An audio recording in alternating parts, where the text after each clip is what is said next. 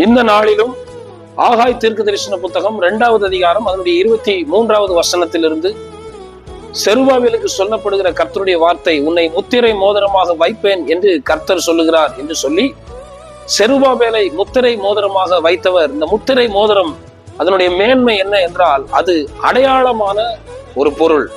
முத்திரை மோதிரம் ஒரு அடையாளமாக இருக்கிறது. எனவே கர்த்தர் உன்னை முத்திரை மோதிரமாக வைப்பேன் என்று சொன்னதை போல, யாரையெல்லாம் கர்த்தர் இந்த வார்த்தையினால் வாக்குத்தத்தம் பண்ணுகிறாரோ அவர்களெல்லாம் ஒரு அடையாளமாக வைப்பேன். நானும் கர்த்தர் எனக்கு கொடுத்த பிள்ளைகளும் இஸ்ரவேலில் அடையாளங்களாக இருக்கிறோம், அற்புதங்களாக இருக்கிறோம் என்று வேதம் சொன்னதை போல கர்த்தர் நம்மை அடையாளமாய் வைக்கிறார்.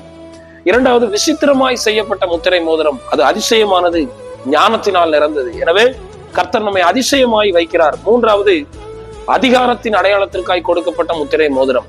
யோசேப்பின் கையில், மொர்தெகாயின் கையில் கொடுக்கப்பட்ட அந்த அதிகாரம், அந்த முத்திரை மோதிரம் அடையாளமானது, அதிசயமானது, அதிகாரமானது. அப்படியே கர்த்தர் நம்மையும் வைத்து இந்த வார்த்தைகளினால் ஆசீர்வதிப்பார். ஆமென்.